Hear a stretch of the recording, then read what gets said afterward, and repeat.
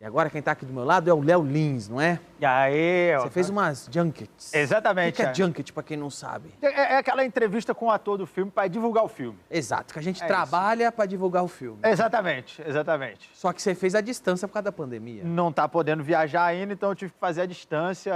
Essa eu tava, inclusive, em Brasília, que eu tinha ido visitar parentes, e aí tava acabando a luz no hotel, então parecia que eu tava num cativeiro. Olha. Eu, inclusive, falei isso com o ator, falei que eu não tô sequestrado, não. Eu tive que ligar uma luzinha Qual ali. filme que você foi falar? Foi o Snake Eyes. Do G.I. Joe? Do G.I. Joe, O Snake Eyes é o ninja negro do G.I. Joe. Exatamente, cara. E aí eu conversei com o ninja em pessoa. Caramba, velho, você conversou com o bonequinho do Comandos em Ação em pessoa. Foi top demais. Cara, cadê? G.I. Joe, Origens, Snake Eyes. Superprodução que acompanha a chegada e a construção de Snake Eyes, um dos personagens mais hábeis, fortes e explosivos da franquia G.I. Joe. Como o clã Arashikage o recebeu, como Snake Eyes se desenvolveu. Quem explica isso pra gente é o próprio Snake Eyes, ou melhor, Henry Golding, a grande estrela do filme. Hi, hello, Henry. What's up? What's nice up, talking man? to you, man. Great to talk to you too. Nice background. Unfortunately, I cannot say the same. Sorry. That's quite all right. Quite all right. It looks like I'm a hostage, but I'm traveling to... Sorry. In a jail cell? What happened? Yeah, it looks like.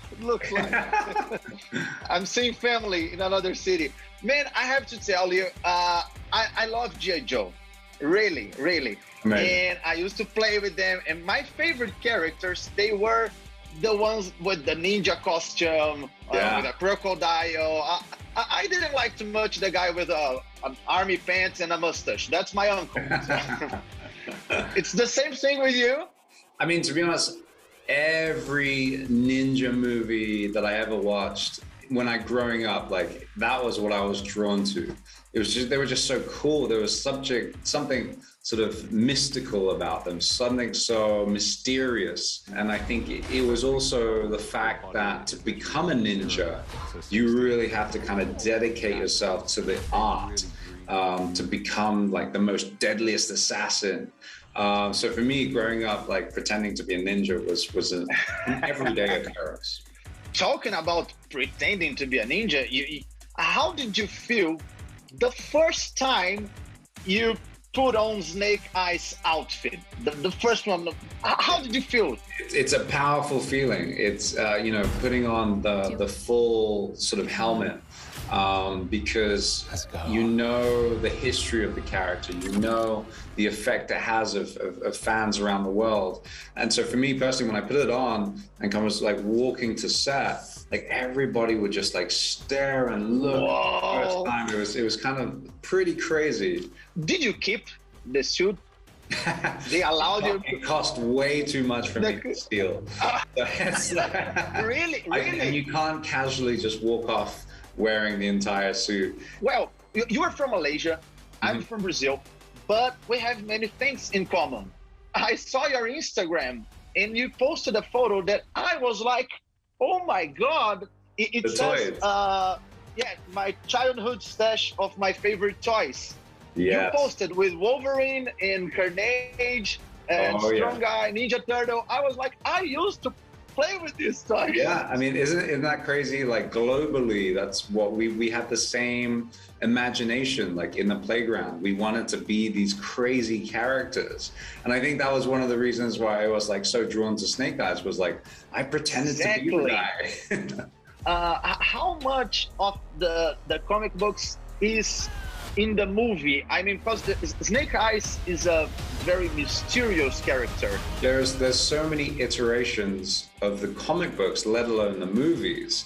And for our movie, because we're at the origin story, we can do whatever pretty much we like in terms of how he begins his journey, because how he turns out later on is yet to be decided. So we really needed to understand who he was as sort of a person, as a human, before he puts on that mask or the helmet.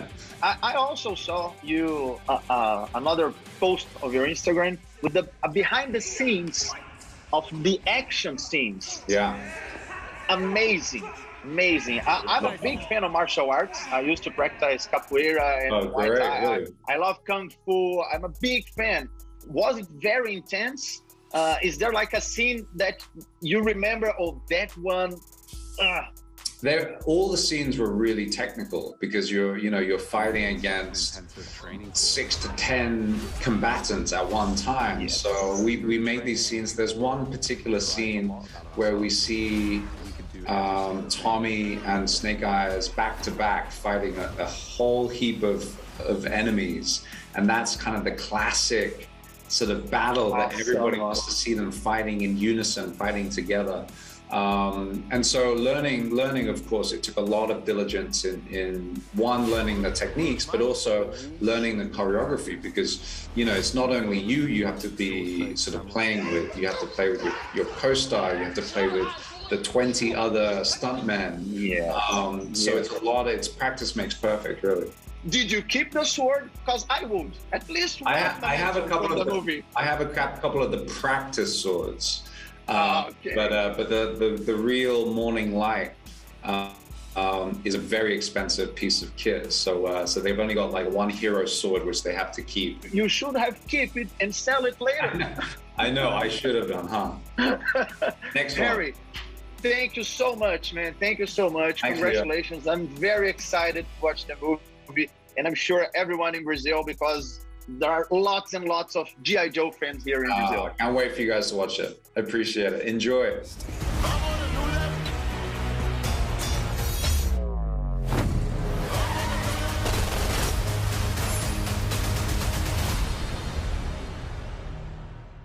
Olha aí, quem gostar de ação, quem gostar de tiro, porrada e bomba, é só correr pro cinema para assistir, né? É, isso aí. Eu era fã dos bonecos já, do G.I. Joe, Comandos em Ação. Nossa. Então, quem curtia ele, quem não conhecia, vai lá assistir. Eu via o desenho, tinha os bonequinhos e agora tem um filme aí. É, isso aí.